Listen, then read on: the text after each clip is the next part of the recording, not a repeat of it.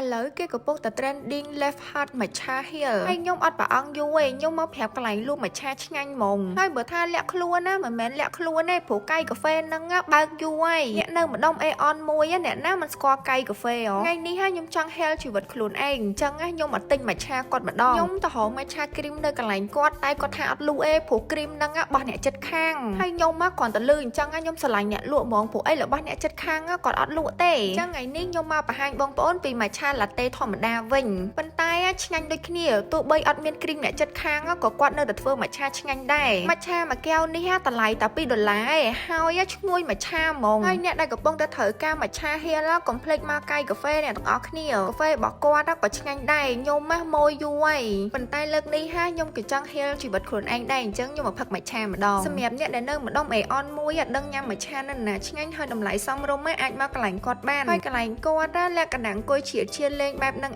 ឯងហើយបើចង់ឲ្យខ្ញុំ review នៅកន្លែងណាទៀត comment ខាងក្រោមបានណា